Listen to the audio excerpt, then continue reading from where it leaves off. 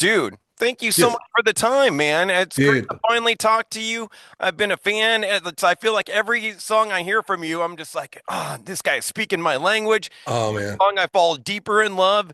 Wanted to spend some time talking about the new single and looking on the album and looking in the future. But let's start with the new single, man. Starry Skies 988. Yes. Curious what the 988 is for. Okay, the 988 thing, I actually wanted to make sure that was in the title because a lot of people don't know that the National Suicide Hotline has a three-digit number. So Ah, if you're on your phone or whatever, and and you're feeling alone, you can simply dial 988. You can even do like hashtag 988 and send a text. But it's a way to create awareness for the hotline to let people know that that's available because a lot of people just don't know. And yeah. and people and I'm talking about this from experience, man. I've dealt with depression in my life. I know what it's like to feel like, man, there's no hope. And then, I don't necessarily want to tell my best friend that at the time. You know what Right. I mean? But I would be willing to talk to somebody who, I don't have to see in a grocery store the next day. Right. You know what I mean? Right. So, but the 988 hotline, I want to create awareness about that. And I'm really happy that people have latched onto that. Really Yeah. happy. I mean, I love to make music. I love a mindless rock song as much as anyone. Sure. You'll find me rocking out to Corn and Poison. You know what I mean? That's just how I'm wired. Right. So, but the thing is to actually, have a song and have some meaning and some depth and some awareness is pretty cool. Yeah, Yeah. man. I've lost several friends and family members from it, and it's a horrible topic that certainly needs a light shined on it. So I'm glad you're Mhm. doing that. And really cool that you got Aaron Gillespie of Under Oath to Yes. pitch in on that track. All right, I'm going to tell you the full story of that. Okay, if you know much about the Kills history stuff, Ray Luzier from Korn plays drums on a lot of our stuff, and Ray was actually going to play drums on the track, but he had this band called Korn had to do a tour, so Right. we had to leave. And I was thinking, we could hire like a local drum. We finally got our live band together, so we have a drummer now. But at the time, we were thinking we could get a studio guy, and I said, you know what? I think Aaron Gillespie, who I'd met years ago, I think he moved to my town. Like I live in Columbia, Tennessee, and there's Spring Hill's right. There's a border town. I think he moved there, and sure enough, he did. So I just cold messaged him on Instagram Oh and said, "Hey, wow. would you play drums on this track?" And he goes, "Yeah, sure, man." So let me in and stuff. And so I told Jamie Perino, my producer and co bandmate, said, "Aaron's in, man." I said, Aaron's got a great singing voice. So I said, I wonder what it would take to get him to sing on the track. And so maybe do a feature. And so I asked him, not expecting, okay, Under Oath's proprietary and everything. They've got new records coming out. Sure. He's not going to want to waste it, but he did. He said yes, and he came in, and he nailed it, absolutely Wow. nailed it. So, and and a whole bunch of different people discovered Calamity Kills because of the connection with Under Oath, which I'm thankful for. You know what I mean? Yeah. It's So, funny, man, because I would have expected it gone the other way. I would have expected you hit him up for the vocal feature and then talk him into playing drums, but it no, was no, the other way because around. the energy of the track, I wanted, that's what I say. I don't want a Nashville drummer. I want a rock drummer. You know what I mean? Right. So, and like I said, we've got a great one now. So, but it was really cool how that worked out. And another thing with Aaron that drew him in, he related to the topic of the song as well. So Yeah. it wasn't just, business as usual, come in and out and stuff. He felt it.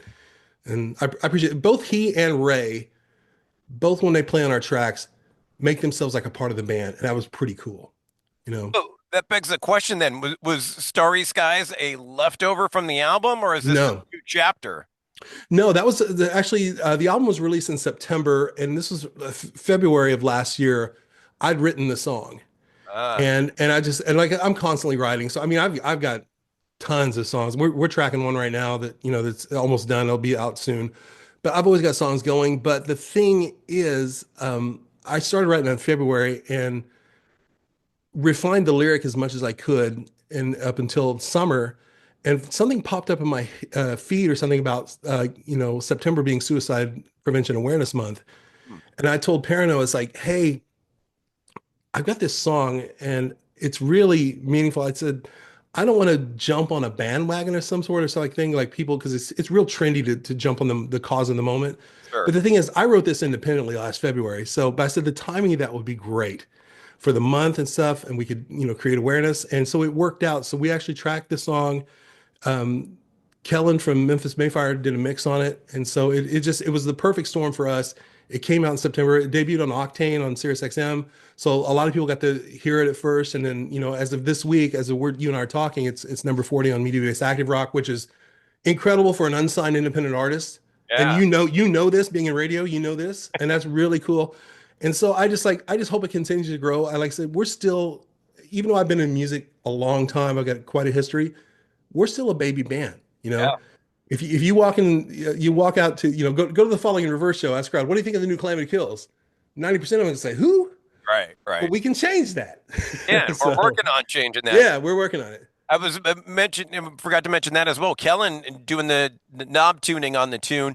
Is he going to be working on the next album, or was it just this one Well, track? Or no.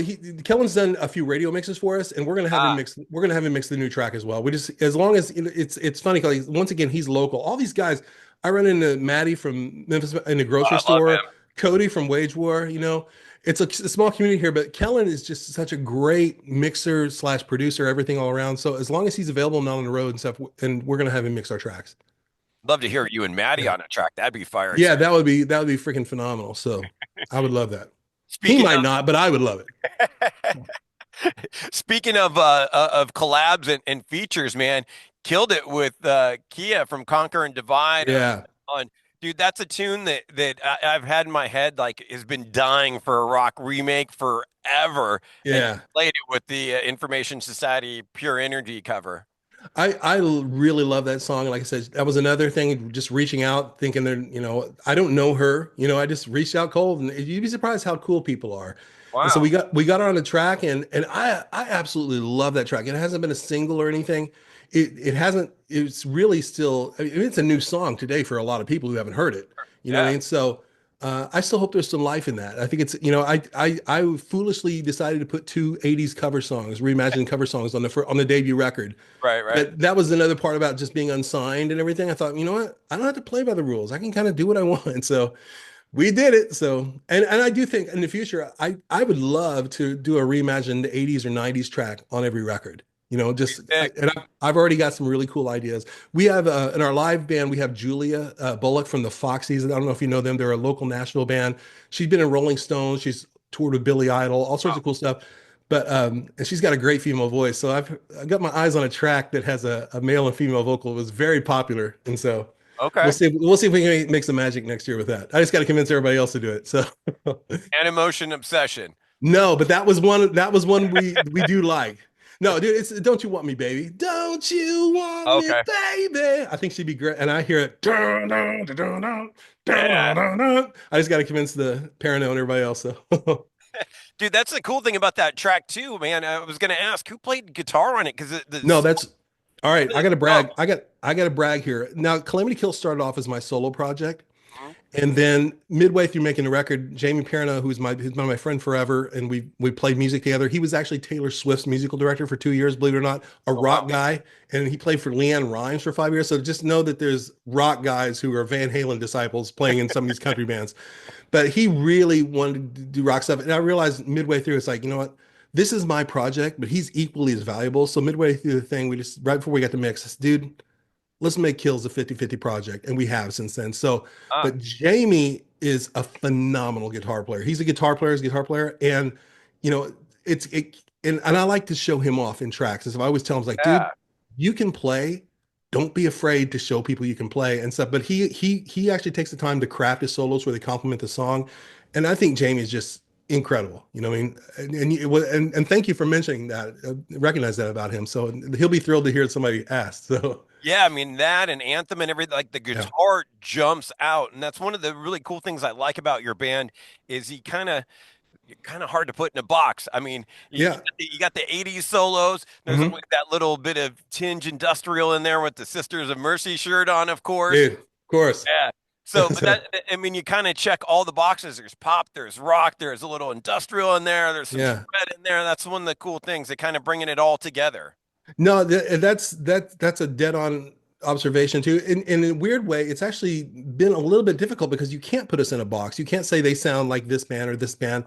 So we're just kind of finding our own way. But dude, it's like I have such a musical history. It's like, dude, I love Cheap Trick and Kiss growing up. You know what I mean? I love Memphis Mayfire. I love Falling in Reverse. You know, so I just mashed it on one. I'm a music fan, not a genre fan. Right. So I just put it all together and see what sticks. But man, to me, as long as it has melody and it's memorable and it's energetic, Hmm. as long as it's good, I'm in. So Yeah, I mean, dude, even the Christmas song you put out, Jingle Bells and Sleigh, I love. yeah, dude, Ray played drums on that, and I remember we were tracking that. I remember he walked over to me, he goes, "Man, why are you so angry? It's a Christmas song." You know, just laughing at the chorus and stuff. But it was really good. But we released that 2 Christmases in a row just for people to hear, and it's always cool for people to discover that. So. Yeah, I mean that and the chemistry it meant to be. So many Mhm. jams. You know, you had touched on it earlier, and I was certainly going to ask about it. You do have a band together. Do we have any touring to look forward to? Yeah, we're actually putting a live band together now. We're as far as a firm tour, no. Do we have some ideas? And the best thing for us to be at this point and stuff, instead of going out and trying to carve out and play for 100 people, Right. we're gonna focus on like finding some of our friends that are in bigger bands and seeing what can we do to get some opening slots. Mm. And that's kind of the plan. But you know what? It's funny. Yesterday, I confirmed here in Nashville, and you being out in Riverside, you're in Riverside, correct? Yeah. Yep. Yeah, okay. We're doing an acoustic set for a benefit for the LA fire for the, Oh, great. so, and that's on February 8th, and it's called Live Oak is the venue in Nashville, and we're gonna just do like a 3 or 4 song acoustic set. So I'll make sure to live stream that so people can see that on Instagram and whatnot. So, but Beautiful. that just to do something to help. It's a friend of mine. I dabble in photography. It's a model friend of mine, and she's from Hollywood, and she's like, "Hey, would you guys play this?" Like, absolutely. That's really So, cool, man. yeah. And speaking of the live show and touring, it is kind of interesting in this day and age, in rock and metal, whatever you want to call it. You definitely do have to be a road dog or Yeah. do the opposite route, which you're doing, and working to radio first to build the audience before going on the road. It's kind of A or B. Yeah, we definitely don't do things traditionally, and it's working for us. You know what I mean? But to me, I would rather. I mean, there's nothing like that connection. Like if I went to Omaha, 100 people showed up, I'd make 100 good friends that night. Right, And if 100 people in Omaha saw just a video of me playing, it may not have that connection. right. But I do like the idea of setting up in the studio and just running the cameras and letting people, hey, it's Thursday night, we're gonna play. Yeah, Come join us, hang out, let's have a conversation. So that's it. But I mean, everybody in the band are competent, and so it's like it sounds good, so might as well share it. But we have done as we'd say in Tennessee, bass ackward. So, and it's so far so good. it's amazing. I've gone out to Nashville a couple times. I had a niece who was going to Vanderbilt. Uh-huh. Went out there to visit her a couple times, but it really seems like Nashville's kind of turning into a rock town. I mean, it's always Dude, been a country town, but it's really so many rockers. Like you had mentioned, Cody and yeah, all the Memphis May Fire guys. I know Mick Mars lives out there. Like yeah, Bleeper's the Fork, whole yeah. thing. And I've never seen Mick Mars or Vince Neil in the grocery store, but Ah, every other band I've seen. So Lizzie Hale's out there, right? yeah, Lizzie's hair. Actually, I assisted on a photo shoot for her 2 years ago for Outburn magazine, Mm. and I get to talk to her a little bit then and stuff. So her and Joe, the guitar player, man, they're just great people, man. They're great people. I would love that. I'm going to say this publicly. That's a wish list. I would love to have Lizzie on a track. Absolutely. Yeah, that'd be insane. I know the Lip Brothers moved out there. The Popoff Brothers moved out there Oh too, yeah, I see them. Yeah, I've seen them. Yeah, turning into a rock town, turning a country town into a rock town a little bit. as it should be. Dude, Dude, basically country is basically 80s metal with an accent anyway. You that's know what true. I mean? So, Dude, I appreciate all the time. dude. Turn into the metal side of things. We're an old school radio station. We do a feature called Mandatory Metallica every night at 10 p.m. Right on.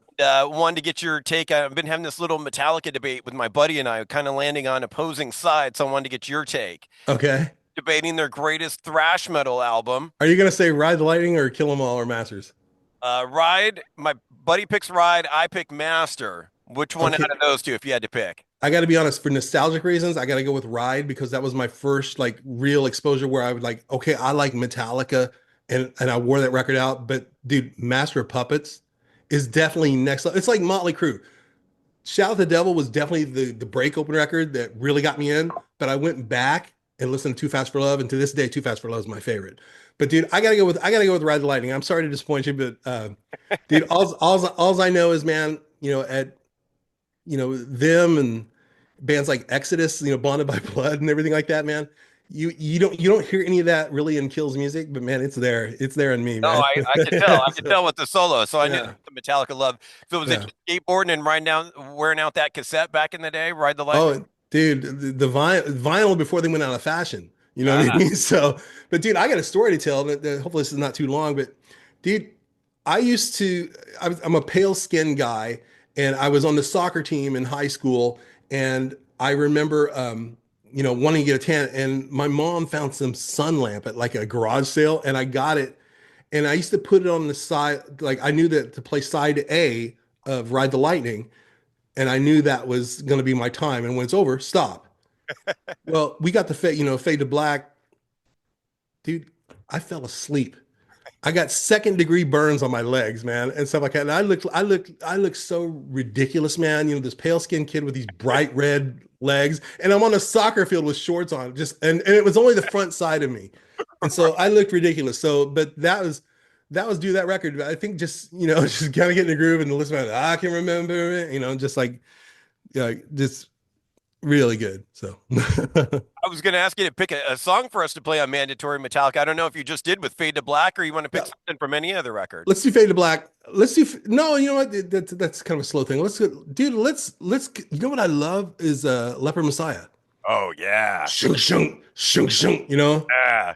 Bow to Leper Messiah. Yeah, that's James Hetfield, man. Yeah, Dude, that's why that album is flawless for me. I yeah, came in a little bit later and Justice and then worked my way back. But yeah. Massacre, there's no bad songs to have No, Orion and Battery on the same record is like no. It's a pretty bulletproof record. That's what I'm saying. It's probably the best. I just have a nostalgic connection to Ride the Lightning. makes perfect sense. So Beautiful, man. Thanks we again for the time. you got my number, so hit me up anytime, man. I will do. And if anything ever gets booked in California, certainly let me know. Oh, I'd love to be you there. know it. You know it. All right, brother. Thanks, Jamie. I don't know how to hang up on this thing. I'll do it here. I'll I'm, put it in. all right, brother. Thanks, Take care, man. bro. See ya.